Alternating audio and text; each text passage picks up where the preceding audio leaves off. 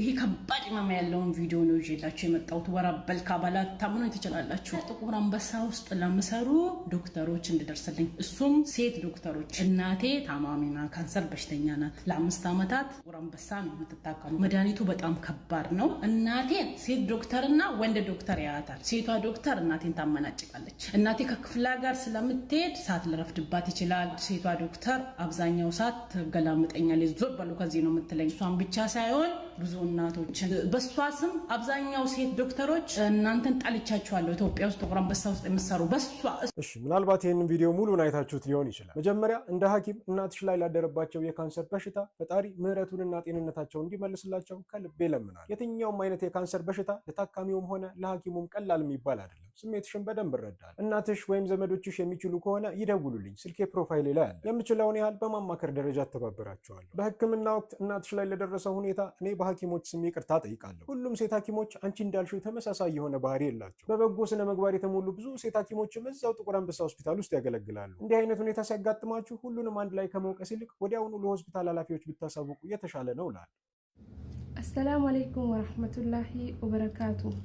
ጅርቱ ጀባቱ ቡሌወን ኪያ የሮ ቶኮ ቶኮ ዮ ዋንታቱ ዳብዱ ዮ ረከቱ ዮ ጭንቀቱ ካቴ ጭንቂት የሰር ሚዲያ ከነራ ይመጣ ጭንቂት የሱ ፍርማታ ሲያርገጥ የገረቢ ሚዲያ ተነረተቹ ፈዲላን በይተን እንተለጅም ማሰና ሚዲያ ከነረቲ ቤከምቱዳ አባዋን ፍዴና ቤከምቲ አርገናን በቃ ወላልተ ቤከምቲ beekumsaan beekamte gaafa tokko namni beekamtii qabu namni miidiyaa kanarratti ijaan argaa namni hedduu beeku wallahi bakka kufilleen ka'a osoo kufillee namni ebaluu sanii barja'ee kammaan karaa deemu kaasa garuu yeroo miidiyaa kana keessatti ilaalcha ati miidiyaadhaaf qabdu akkam tuffiin ati miidiyaadhaaf qabdu akkam hin arga namoota hedduu tiktooka namarraa yoo dubbachuu dan barsiisuun tiktooka maraachaa jirti siin jedhan kaza yoo ati akkaawuntii nama sanii sarchi gootee baastu wanni maraatuun isin maraattee jiru yookaanuma taphattee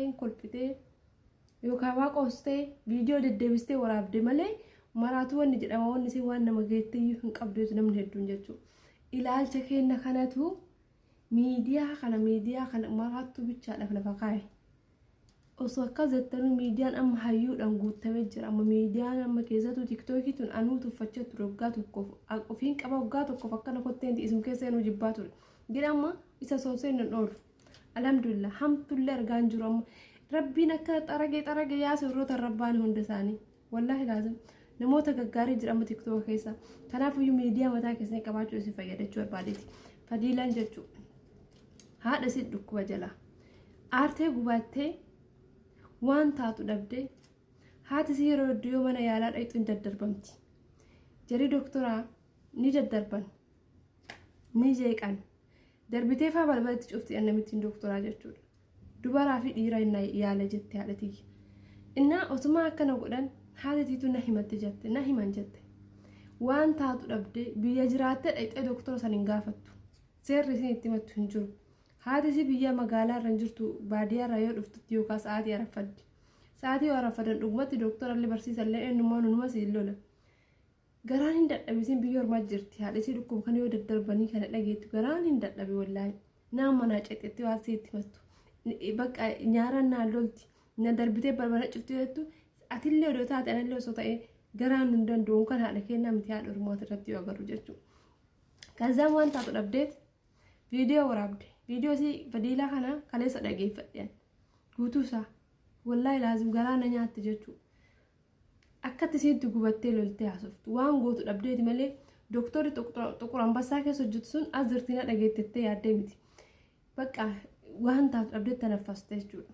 Yoo bira naa gaheetti rabbi raabdiin kutanne garuu ergaan isii sun bira gaheefit doktorri xuqur ambassaa keessa hojjetu deebiseefii jira. Lakkoofsa kiyya kanaan na haa bilbilanii warra keetiifillee gorsaan kenna maatii keetiif doktorallee ni argadhaa jedhu. Dhibeen kaansarii nama dhukkubsateefis salphaa miti.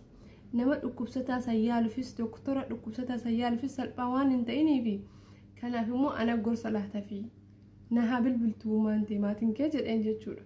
Wallaahi hin dinqisiifadhe doktoricha deebisillee hin dinqisiifadhe fadiilallee hin dinqisiifadhe. nu osoo taane hin callisuu filanna bakka maaliif eessa doktor argina adeemsittee yaadda tiktook irratti waa yaadha kan kee dhibee yaadha kan keetii keessa dubbattare garuu miidiyaan faayidii qaba hin beekamu bara tokko yaadli keenya miidiyaadhaan mana keenya keessatti miidiyaadhaan ta'uu danda'a nyaanni keenya guutuu miidiyaadhaan ta'uu danda'a fuuldurri keenya kun maalitti akka deemaa jirru hin beeknu sila kana ta'eefu miidiyaa waan jedhamu waan mataa keessanii qabaadha yeraasaachuu yooni waan keessa akkaawuntii bareeda wii qabaadha fuula keessa irra gabbaa aayidiyaa feetanii satrii gatuu fi safuu fi amantiidhaaf waan hin taane haasa'u dubbachuu osoo hin taane waan barbaadde qoosaa dandeette kennama rabbiin ilma namaa hundaaf gaafa kennu kennama mataasaa kennee jira amma namni tokko ilmi himuu danda'eef ilmi isa hin himu ilmi isa kan qoosaa filatu jira qoosuu danda'eef hin qoosuu dhiisee hojii biraa kan filatu jira ofii osoo qoosan isaa lafarra nama oofu qolfaan jechuudha inni waan kamiinuu beekameeti kennama ho'ii rabbisii kenna hin qabda anis hin qabu atis hin qabda kennama kan keessaniin ummata keeti maatii keeti miidiyaa jechuun waan nama nyaatatii miti akka sillaalteetti maraattee baluun sun safuu gattee maalii taate akka jedhan kanaa miti safuu waan hamaa afaan keetii baastee hin dubbatin uffata kan keessatti riingatiin waan amantaa kee tuqu hin hojjetin waan ammallee oromummaa tantee tuqu hin hojjetin ani amma miidiyaa hara quraana qaraasisu daawwaa hin himu nasihaa jabaa hundeen godhu hin jiru yoo natti leeru takka dawaadha yookaan ifumaa kiyyaa yaaduma kenna namarra jechuudha baay'ee arrabaa namatti hin taru yoo qeequmsa xiqqoo akkuma namni qeeqaa illee nama qeeqe malee garuu akkasittuu haasoo hin duuba haasayamu laa ilaaha illallah tunisimaa naan jedhan bakka tunisimaa sima akkana ta'e simaa garuu isiintu simaa naan jedhan barri isaan beekan bara an footoo kee fuudhee piroofaayilii kenne sana har'a immoo tuyyuuf zaata kiyyaan akkana bahee viidiyoodhaan bahee haasaa kana isaan achuma waan jiraniif ani maa akkana ta'e bakka girrim isaan jira dhugaadha anis miidiyaa irra bahee waan argadhu hin jiru garuu miidiyaan wasaaniidha ilaalcha keessan sirreessaa miidiyaadhaaf har'a dooktorri deebii odeessuu fadiila haga tokko keessisi gammachuun argata maaliif ummaatiyyaa kalaa sagalee ta'ee fi milkaa'ee wanni jettu si wayii nama quuqabee ta'e wanni maatii kun wallaahi quuqamni isinitti dubbatteef rabbi si dhagahee dooktora kana deebii deebisee fi namitti immoo sunillee dhagahuu dandeessi namitti illee dhagahuu hin dandeessi jechuudha sila kana ta'eef obboleewwan kiyya ilaalcha nuti miidiyaadhaaf qabnu ilaalcha gaarii ta'uu qabaata dooktoraa miti nama mi'a hamtu nama manaaca qabu dooktora jechuun inni waraqa hundisaa namni hundisaa itti gaafatamummaa mataa isaa qaba hojii hojjetu irratti itti gaafatamummaa mataa isaa waan farramee seenuu jira waan godhuu hin qabne jira waan godhuu qabu jira kanarraa balleessa jennaan hatta ari'amuu hunda dandeettee mitiin sun hojiirraa dhukkubsataa hundi dhukkubsataa waan ta'eef namni dhibame tokko dhibamaa waan ta'eef kunuunsa gahaa isa barbaachisa haala ittiin nama san qabatan